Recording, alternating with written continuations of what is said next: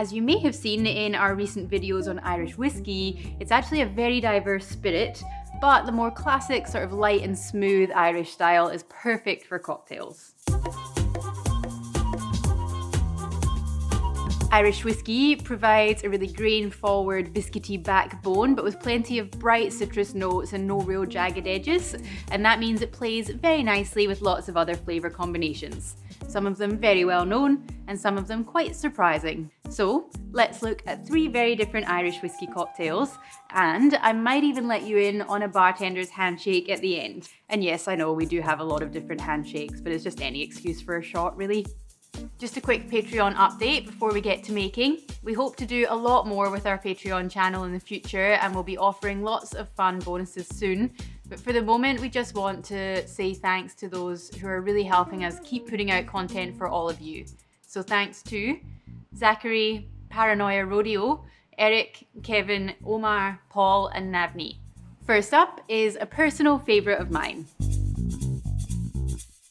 The eponymous Cameron's identity is a cocktail history mystery, but his drink has enjoyed a renaissance thanks to cocktail historian David Wondridge's rediscovery of legendary bartender Harry McElhone's Scotch-Irish mashup. First of all, we're going to have to squeeze some lemon juice. And then, as always, we're going to prepare our garnish first. So just cut around the orange. It's up to you, it doesn't need to be particularly long. You can definitely just take a little stripe down the side if you're making a few, but may as well do a fancy one since it's been a while. So we're gonna go 20 mils of lemon juice, 15 mils of orgeat, 30 mils of Johnnie Walker Black Label, 30 mils of Bushmills Black Bush.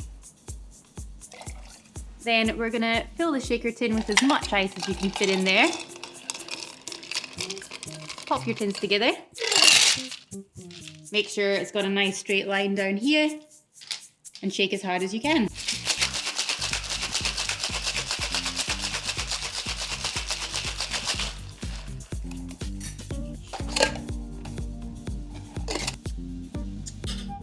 Grab your coupe out of the fridge or the freezer. Definitely one that you want nice and frosty and refreshing.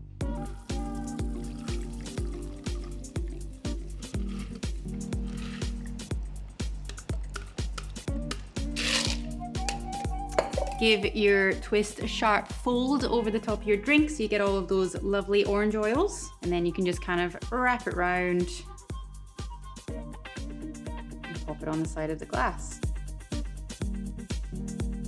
Cameron's Kick. Now, I won't blame you if you haven't heard of a Cameron's Kick, but you'd have to be living under a rock to not have heard of our next drink. That said, you may not have had a good one. It's one of those simple drinks which is actually really easy to get wrong. So, let me show you how to make a yummy one. The Irish coffee, unlike most drinks named for places, does in fact hail from Ireland. Administered as a post-flight pick-me-up to warm the cockles of new arrivals to the Emerald Isle, it is a drink which is more than the sum of its parts. So to get started on this one, we obviously want to heat everything up and get our coffee brewed. Get your boiling water, however you've done it, in a kettle. Got mine from the coffee machine, and just pop some in the glass to warm that up, and then in your coffee.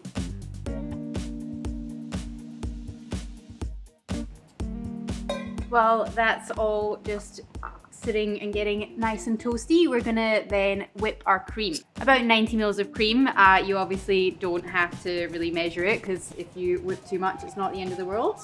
And then this little trick is to take your coil off of your hawthorn strainers, pop that in too. So that essentially works as a little whip in here and just helps to get the cream to the consistency that you're after with a little bit less elbow grease. You can, of course, just shake really hard, but I'm lazy. I'm tired already.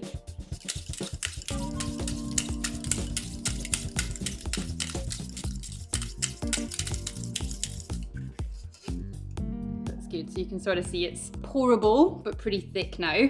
So that's perfect. At this point then, we can plunge the coffee.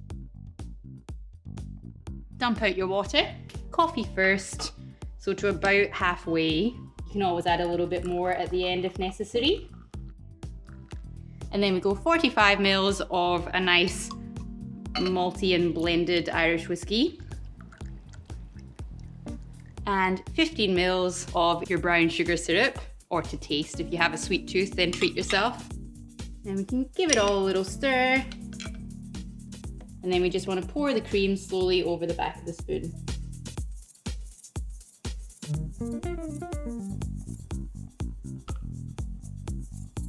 Look at that, I'm so strong. I whipped it a little bit too much, to be honest. Quite thick.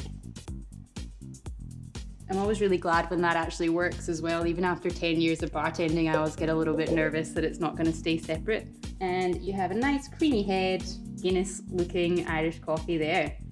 You can absolutely at this point grate a little bit of nutmeg or put a little bit of cinnamon, even just some powdered sugar over the top if you like. I just like it to keep really nice and simple and just kind of enjoy that contrast of the hot and cold. So I just like to leave it as is. Use a little green plate for Ireland. It's obviously nice to give this to your customers if you don't have a latte glass that has a little handle on it, just so they don't burn their little fingers. Irish coffee.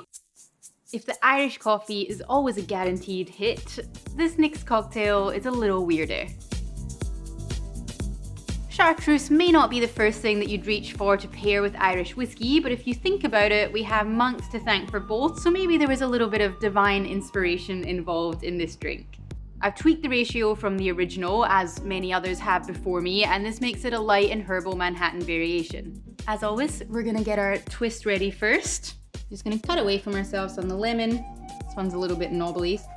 And then we just cut off all of the white part of the pith.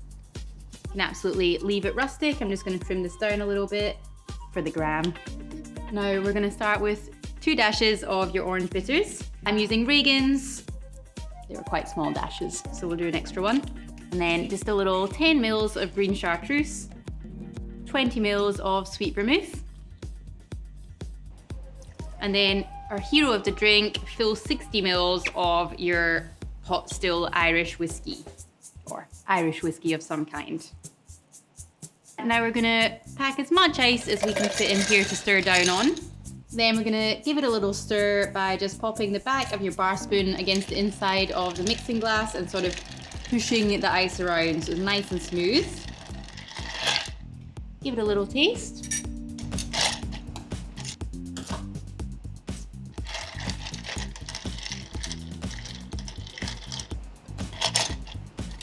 Better. Still was just a little bit bitey beforehand. Then we're gonna grab our coupe out of the fridge or freezer. This one's technically a Nick and Nora glass, but I think it works well for these kind of stir down boozy cocktails. Takes us back to the 20s. Just use your julep strainer to hold the ice back in your glass. Then we're gonna give our lemon twist a sharp fold over the top of the drink. Give it a little twist. This one's a pretty chunky boy. Pop that on the side. And there we have it. Tipperary cocktail. Now, as classy as all of these drinks are, and as much as I've been espousing the nuances of this category, let's face it, we've all met old mate JMO in a dive bar at some point. And as of recent years, that JMO may well have been followed by a shot of pickle juice. So before we finish up, here's a little bonus for you. This is just straight up an awesome flavor combination, which I think is why it has caught on in a lot of cocktail bars who normally wouldn't touch something so lowbrow. I mean, that and the fact that bartenders love an ironic shot. So it's literally just 30 mils of Jameson and 30 mils of pickle juice, but I mean, even that really, it's not something that you have to measure. Now, before anyone yells at me, these are actually 45 ml shot glasses, so I'm not gonna fill it to the brim. I do like to get a little snack in the bottom of my pickleback, so I always pop a little actual slice in there as well. Shot first, pickle second, flange.